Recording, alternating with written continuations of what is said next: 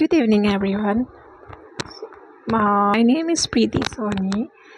যোৱাকালি গুৱাহাটী ইউনিভাৰ্চিটিৰ BEd result ঘোষণা কৰিছে। প্ৰভিজনেল মেৰিট লিষ্টখন কালি as you all know ঘোষণা কৰা হৈছে। So the following is the provisional integrated merit list of students who have appeared in GU BEd CET 2025 for BEd program 2025-2026 session.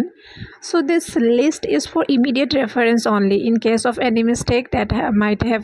So এইটো লাইনটো আপোনালোকৰ আছে যদি মানে হেৰি আকৌ কোনোবাই যদি ইয়াতে নিজৰ OMRটো চাব বিচাৰে বা মাৰ্কছটো তেওঁলোকৰ ভাবা মতে অহা নাই তো তেওঁলোকে নিজৰ আকৌ হেৰি গুৱাহাটী ইউনিভাৰ্চিটিতে এপ্লাই কৰিব পাৰে RTI এপ্লাই কৰিব পাৰে। সো যদি তেনেকুৱা হয় যদি কিছুমানৰ যদি হসাকে ভুল ওলাই তেতিয়াহ'লে কৈছে কি মাৰ্কছটো হেৰি মেৰিট লিষ্টটো কেতিয়াবা চেঞ্জ হ'ব পাৰে বাট এইটো চান্স বহুত খুবেই কম থাকে কোনেও প্ৰায়ে নিবিচাৰে আকৌ ৰিচিভ আকৌ এইটো 500 আমি দিব লাগিব এইটো RTI এপ্লাই কৰিবলৈ মানে আমাৰ নিজৰটো হেৰি কয় পেপাৰ চেক টাইপ আৰু পেপাৰ চেক কৰিবলৈ। সো মই কোনো টিচাৰ নহয় বা মই কোনো ইউটিউবাৰো নহয় বাট ময়ো আপোনালোকৰ নিচিনাই এজন কেণ্ডিডেটে আছিলোঁ। মই আপোনালোক সব ৰেংক 1 প্ৰীতি দে ফিমেল জেনেৰেল কেটেগৰী তেওঁ মাৰ্কছ টোটেল ৰেংক তেওঁৰ মাৰ্কছটো হ'ল 286 and she is the topper. Yes, she is rank 1 and she scored 286 marks and ঠিক আছে মই আপোনালোকক মোৰ ৰিজাল্টটো দেখাম। So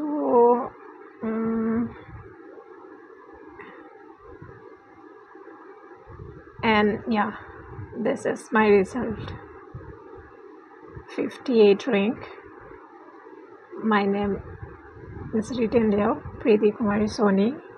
OBC, MOBC, but I don't have NCL certificate.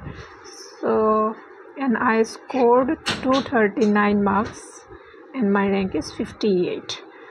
So yeah, this is all. So you will get this PDF in the Guwahati University website or Assam Career website to আপোনালোকে to website আপোনালোকে to link to পাই যাব তাৰপৰা download কৰি নিজৰ rank নিজৰ marks চাই ল'ব পাৰে। সো এয়াই আছিল ৰিজাল্ট চালোঁ এতিয়া জানো গভৰ্ণমেণ্টত পাওঁ নে নাপাওঁ but I am hoping to get admission in the government institution.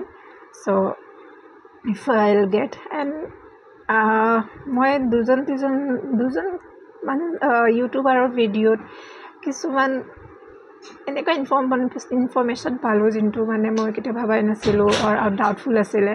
So' I ask তো তাৰ তলত কিছুমান লোকে মোক কমেণ্ট কৰিছিলে যে আপুনি নিশ্চয় পাব ইয়াত কোনো হেৰি দুটা ৰায় নাই বাট আপুনি এবাৰ মোক ক'ব নেকি কেনেকৈ কি পঢ়িছিলে কি পেপাৰ কৰিছিলে। তো মোৰ এনেকুৱা একো এক্সেপশ্যনেল পঢ়া নাছিলোঁ মই APSCৰ কাৰণে মই জাষ্ট ৰিচেণ্ট এখন APSC এক্সাম হৈ গৈছেহে তাৰ কাৰণে যিখিনি প্ৰিপেয়াৰ কৰিছিলোঁ লাইক আছাম ৰিগাৰ্ডিং অৰ ইণ্ডিয়ান হিষ্ট্ৰী ইণ্ডিয়ান পলিটি তো এইবিলাকেই মোৰ বেনিফিট কৰিছে BEd এণ্ট্ৰেঞ্চত। চ' সেয়াই আপোনালোকে তেনেকৈ পঢ়ি থাকক মই একো এক্সট্ৰা বুক ওলোৱা নাছিলোঁ আৰু মেথছ ৰিজনিংটো এক্সাম বাকী কম্পিটিটিভ এক্সামবিলাকৰ কাৰণে অকণমান হৈয়ে থাকে।